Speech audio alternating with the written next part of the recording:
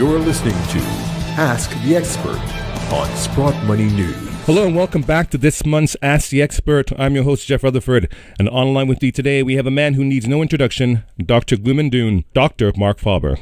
Hello, Marc. How are you doing today, sir? Fine. Thank you very much. And yourself?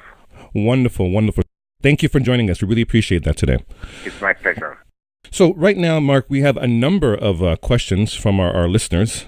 As I'm not sure if you know, but all the questions here are questions submitted by our listeners here at Sprott Money. And let's get it started and see what you have to say about these topics. So firstly, it has been explained that the advantage of the U.S. dollar being the world's reserve currency is that the U.S. government can print dollars it needs to pay its bills. Bonds are purchased by investors, both domestic and foreign, and the Fed creates money out of thin air. Why don't other countries use their own central banks, printing presses, to buy their own bonds and then use the currency they get from selling their bonds to buy U.S. dollars and then pay off the debts that they owe? Well, basically, if the U.S. buys its own bonds, then because of the status of being a reserve currency, they basically buy their own currency. If foreign governments would start to ease massively, then I suppose the currencies would weaken. Now you may say, well, why did the dollar strengthen amidst the fact that the U.S. has printed money? Well, there are some reasons. First of all, maybe the U.S. dollar is not the ugliest among the several sisters. And two, because of the increase in oil production in the United States, the trade deficit has narrowed. And so the dollar can be strong for a while. I don't think it will last, but the consensus is that the dollar is the strongest currency around. And if other countries, say if Thailand or if Singapore or Indonesia would start to print money, then they would weaken their currencies, or that would be the perception. Now, you had mentioned oil as well, sir, and the next question is kind of along the same lines of that. With a slowing world economy that has led to a slowdown in oil demand, what do you think is the long-term future of oil? Likewise, if oil prices rise again, would you recommend buying Russian oil stocks? Well, my view is there are many explanations for the weakness in oil, including some theories that Saudi Arabia wanted to weaken Russia, or the shale oil production in the U.S., or Iran, and so forth.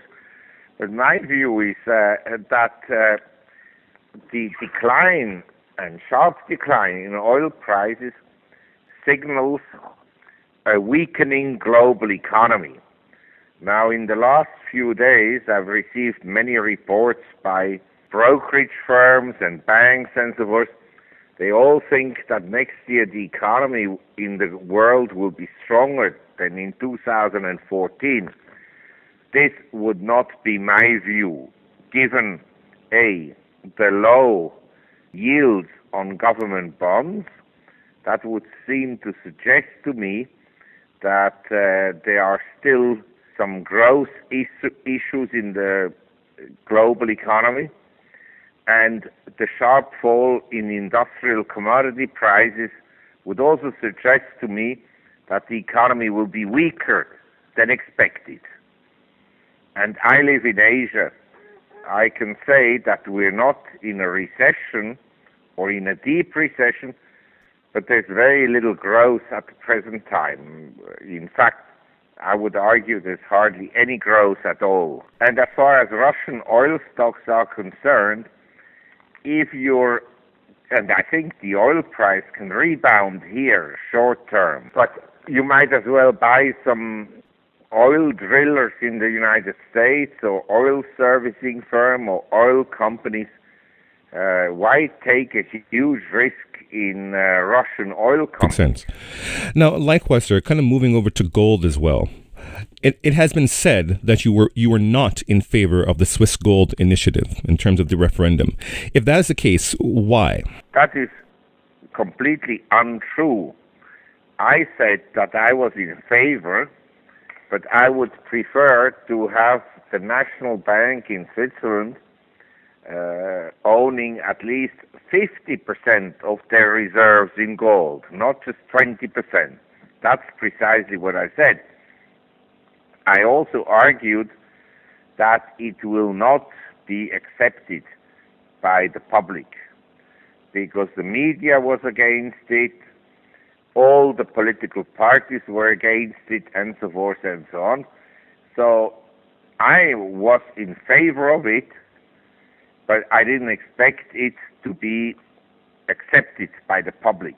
And the reason I'm in favor of it, I believe that central banks today have much too much power.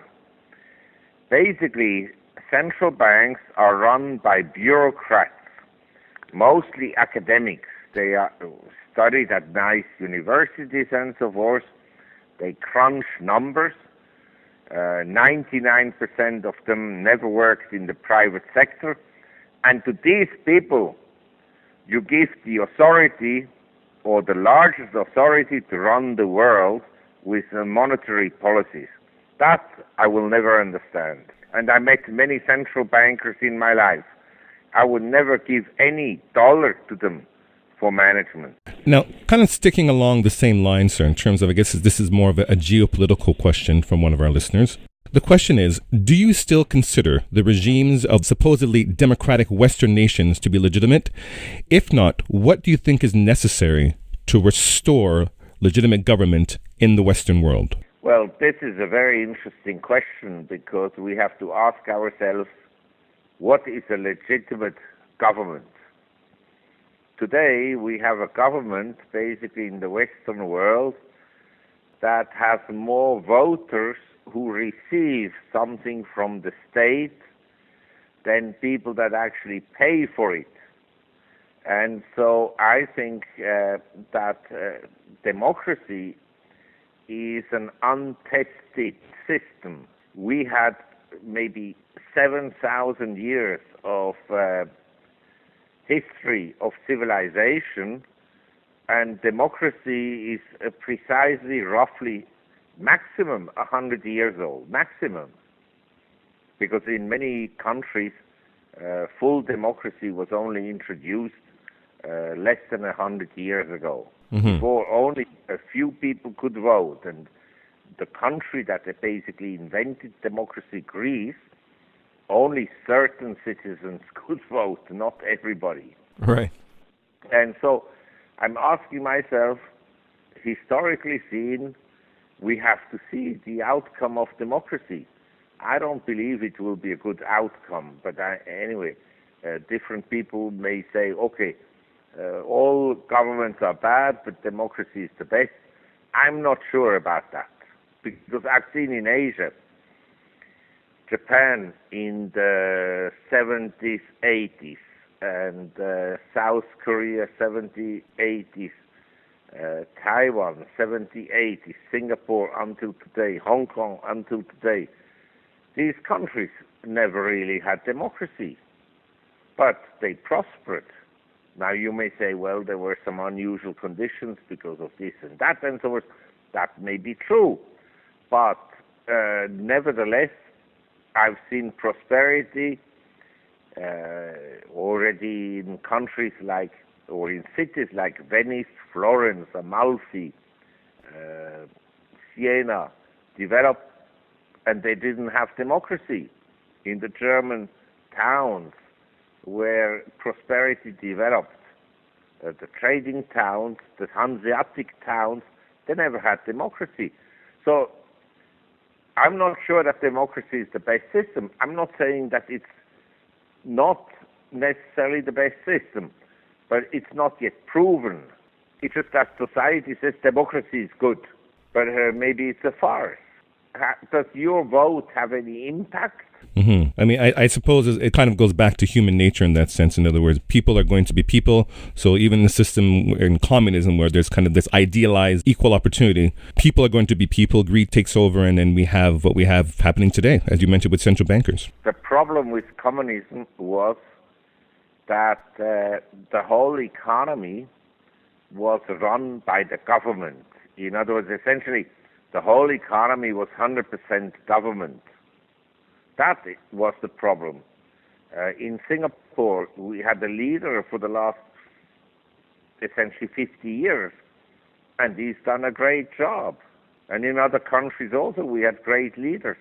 But the issue really is, how much government do you want? How much transfer payments do you want? Mm-hmm. In my view, small government is the best. Maximum, say, 15 to 20% of GDP.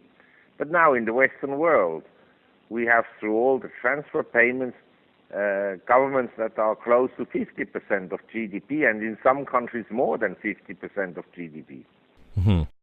So you have socialism. You no longer have, and I'm not suggesting that the capitalistic system is the best, but probably of all bad systems, it is the best.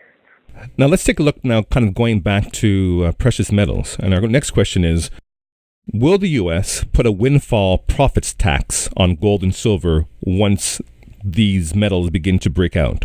What should be done if this occurs? Well, I think this is again a very good question, because I'm sure this will happen, not just a profit tax.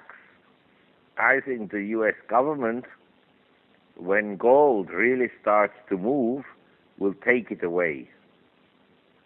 They will pay something, say, like in 1933, they paid $25 per ounce of gold that people held, and after they had collected most of the gold, of course not the gold that was held by government officials, or to precisely say by corrupt government officials, because they're all corrupt. They revalued the gold to $35. So the investor lost out. And I think what will happen, the U.S. will eventually, under some kind of an excuse, whether it's terrorism or whatever it is, expropriate gold. They'll pay, say, at today's price, $1,220 an ounce, and then they'll go to the ECB. The ECB and the Federal Reserve are one and the same. The Bank of England also. They talk to each other every day. They're the chief manipulators of everything. And then they say to the ECB, well, because we do it, you also should do it. And the Draghi type of, I don't want to say what I think of him, but I say Draghi type of personalities, they say, yeah, we do it also. And then the Bank of England, of course, will do it also. Then they knock on the doors of the Swiss and say, you Swiss, you also have to do it. And the Swiss, they have no backbones anymore. The Swiss will say, okay, we also do it. And so the threat is really for an investor is, where do you store your gold? Because if you have it in a bank or in an ETF, it may be taken away. And whereas I think that the Sprott physical gold are the best ones, when the U.S. knocks on the door of Canada and say, you have to do the same, the Canadians will also say, yeah, okay.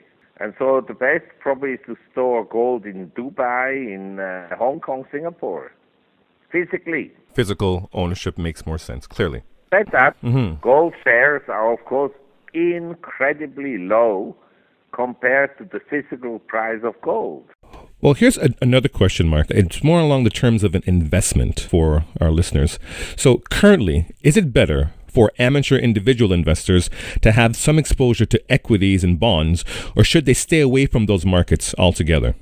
My view is very simple. I have no clue, although I'm an investment advisor, how the world will look like in 5 years' time. Now, maybe some forecaster knows, but I haven't met them yet, and I'd like to meet them yet. The fact is simply we don't know much about the future. We even know little about the present and the past. And my advice to anyone investing is diversification. You have to own some equities, you own some gold, you own some cash and bonds, and you own some real estate. That is what you should do, because we don't know. But in general, I believe that investors will be deeply, and I repeat, deeply disappointed by future returns. Some assets will go up and some assets will go down. Just consider, oil drilling stocks have declined by roughly 40-50% from the peak. Mm-hmm. The oil price is down 40% in 6 months. We have a lot of volatility. If you owned your assets in Japan, in equities, you did okay because the equity market has rallied, whereas the yen has collapsed. But if you owned it, say, in real estate, the real estate hasn't rallied as much as the yen went down. If you owned it in cash, you've been basically losing a lot of money. So we have nowadays a lot of volatility, and nobody knows. It depends all on the interventions. But I would say this: the whole world believes that because of money printing, stocks will automatically go up. That is far from certain. At one point, this correlation between money printing and stocks going up will break down the way the correlation between money printing and gold price broke down after 2011. So we don't know. This is my view. Now, your listeners may say, what kind of an idiot you have in your interview? He doesn't know. But this is the fact. I rather say that nobody knows for sure. A lot of money will be lost by people who are overexposed in a sector that will collapse in price, and some people will make money because they gambled on the right move in the exchange rates or in bonds or in stocks. But I don't know. So I'm diversified. One thing I know. Okay. End will not be pleasant. We have a systemic risk, and the system, such as it is today, is not going to survive for long. Maybe another 5 years, maybe another 10 years, maybe only 1 year. But the end will not be pleasant for investors. That is what I know. Understood, sir. Now, let's take a look at this now. Given the recent quintupling of the U.S. monetary base and revelations of massive serial rigging of global currency markets, what do you think will happen when the U.S. dollar falls to its real value? What do you think that real value is, for that matter? Again, you have very good questions. Nobody knows for sure. I mean, the U.S. has still, or is still, a superpower from a military point of view. From a prestige point of view, the U.S. is in the dumps because everybody in the world now realizes what kind of a hypocritic leadership the U.S. has. They go around the world and tell people about democracy. They tell about people about human rights, about torture, about evil regimes, about nation building. And what do? Torture has been exposed. So the prestige of the U.S. is gone forever. And nobody will ever trust the U.S. anymore. I agree, sir. I think after we saw what happened in the UN with the council, and we're hearing Barack Obama called, the three most relevant threats to humanity, and he names Ebola number 3 and the Russian Federation number 2. I think we've reached the point of absurdity at this point. It's a complete joke. And then you have Dick Cheney and his mafia colleagues telling the world that this was absolutely legal and so forth. I mean, it's a complete joke. The Americans, when they travel alone, they're welcome everywhere. But nobody in the entire world likes the U.S. government any longer. That should be clear. Right, I see what you mean, sir. They're the laughing stock of the world. The laughing stock. Actually, it's more tragic. It would be nice to be the laughing stock, but people look at the U.S., they come and advise other countries how to run their business and so forth, and themselves, they live by American exceptionalism. What kind of a story is this? It's actually depressing. Well, let's take a look now at the idea of global debt. What is your opinion about the possibility of a global debt jubilee? How might one be manifested? Yes, I mean, I think this is a real issue in the sense that what could happen is that in a concerted effort, central banks around the world would essentially buy up all the government bonds. It's possible. We don't know. The U.S. Treasury and the ECB, the Bank of Japan is a good example. They're buying all the government bonds that the government is issuing. What the outcome will be, we don't know for sure. But again, my view would be that the outcome will not be very favorable. At some point, yields on bonds will go up. Now, you may say, okay, if the government buys all the government bonds, how can yields go up? Well, they can go up because there is a lot of debt outstanding already. And whereas the government debt may not collapse in price, in other words, yields on government bonds may not go up substantially, what may happen is that corporate bond yields, and in particular high-yield bond yields, could go up substantially. But I'm just trying to say, in my view, the current regime run by central bankers is not going to end well.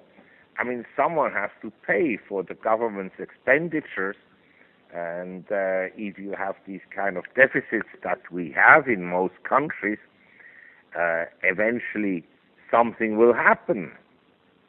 And we do not only have rising government debts, we have rising corporate debts, rising household debts, and so forth and so on.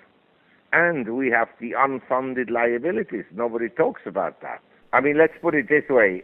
I think it's important for an individual to think this through very carefully. I don't think that real estate will be expropriated, but because everybody owns real estate, so it's politically not acceptable. But it can be taxed more heavily because it's very visible. And so I'm not so sure that real estate is the best investment, but at least you're not going to lose everything. Then comes equities. If you compare equities, say, in Switzerland, blue chip stocks yield, say, around, have a dividend yield of maybe 3%, 2.5%, 3%. And the government bond yield now in Switzerland is less than 0.25% on 10 years government bond. So, if I buy a Swiss government bond for 10 years, the maximum I will earn if I hold it to maturity is, as of today, precisely 0.24% per annum. Doesn't even cover my fees to the bank. Right. Now, if I buy blue chip stocks, I earn, say, a dividend yield of 2.5%, 3%. In some cases more, in some cases a little bit less. But over a 10-year period, I think that these stocks are going to be a better investment than the bond market. Now, on the other hand, if I look at the U.S., the 10-year government bond yield is 2.2% today. In France, it is less than 1%. So I'm saying to myself, well, maybe, government bond yields are reasonably attractive, and everybody is bearish about bonds. But as I said, I don't know. I'm just saying, in absence of knowing, the best the investor can do is to say to himself, central banks have created a low-return environment. A low-return and high-risk environment, I may say. And in this low-return, high-risk environment, the best strategy is probably to be diversified. I mean, I'm happy if in the next 5 years I don't lose any money. Yes, sir. I'm not greedy and want to earn any money. I prefer not to lose any. I think we don't want to lose any, sir. I agree. And you at Sprott, you know that. To take big exposures is a very risky proposition. And I want to explain you why. When you print money, and this has been observed by Copernicus already in the 17th century, and by David Hume and Irving Fisher, the money does not flow evenly into the system.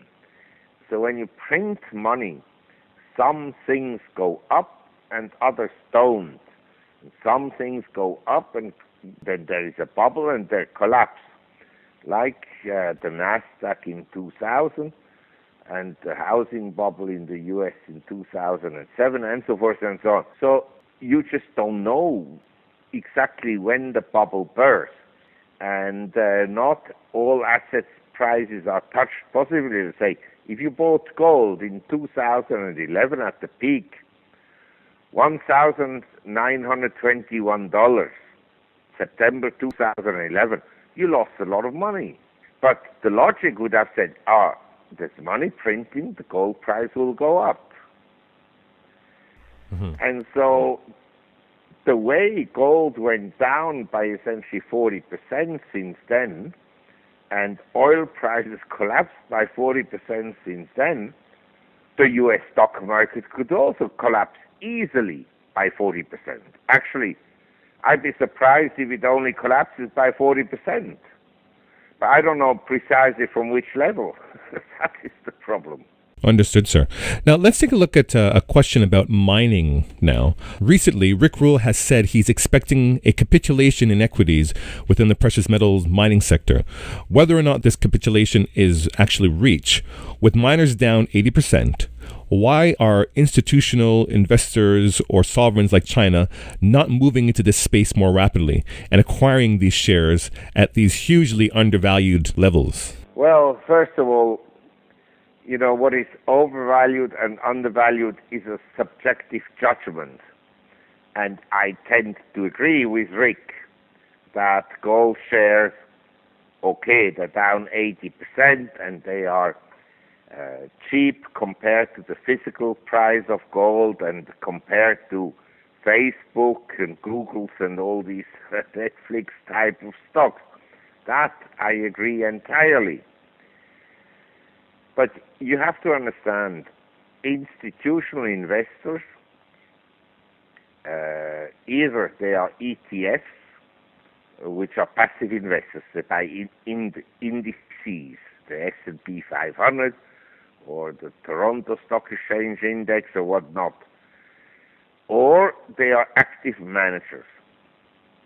And the hedge funds are also active managers. Now, they don't care about what will happen in 5 years' time. They care what will happen within the next week. They want to be in stocks that move within a week, within a month, because they need to show performance. If they don't show performance, then their clients leave them. So everything has become very short-term oriented.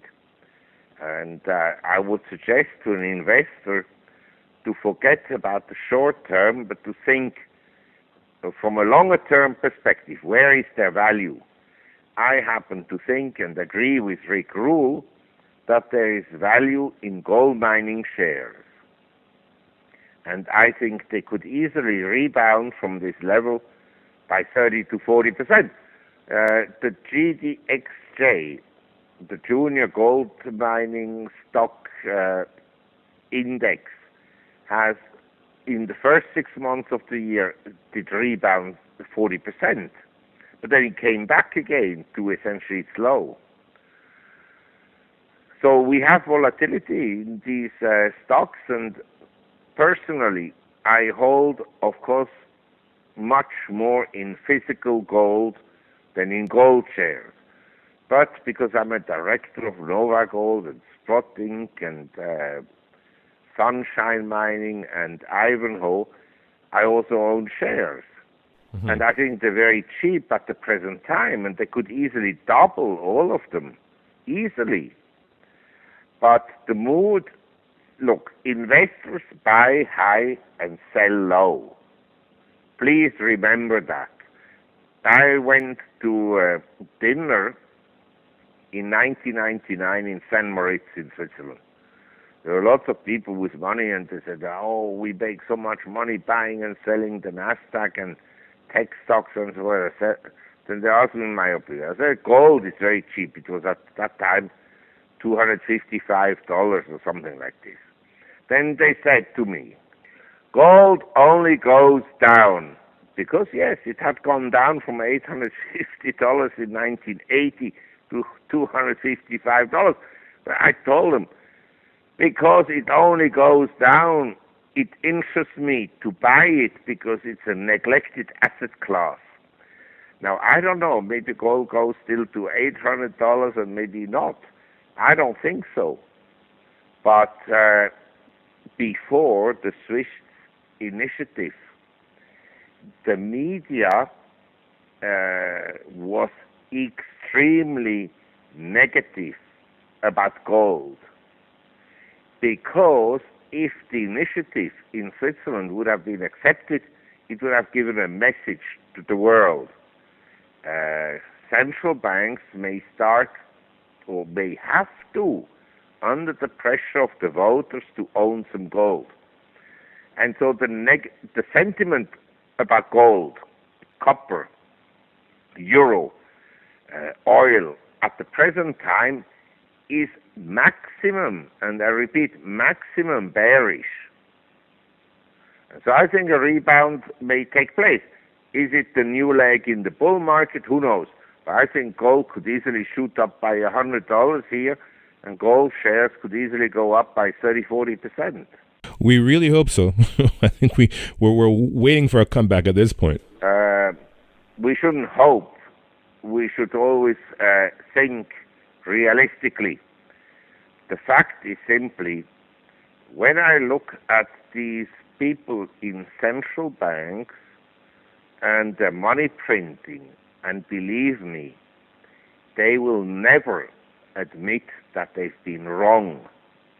They've printed money like crazy, and the global economy basically is stagnating. And I've written about this. The more money you print, the more real wages go down. That is the problem. So, sir, the next question, actually, we just talked about Rick Rule. This question now is kind of centered around something that Jim Willey actually stated. Jim Willey states that the USA really didn't stop their bond buying, and the reason Japan is printing is because the buying is going through their central bank now. Is there any truth to this? Have you ever heard anything about this before? Well, there are many theories and so forth. I think they're still buying bonds because they are in the interest on the existing positions. And what they can do is, let's say, the ECB buy bonds, or the Bank of England, or the Bank of Japan, and so forth. That's why I said the Fed and the ECB and the Bank of England, the Bank of Japan, basically they talk to each other every day. They are the mafia, the chief manipulators. And We don't know exactly what is being said.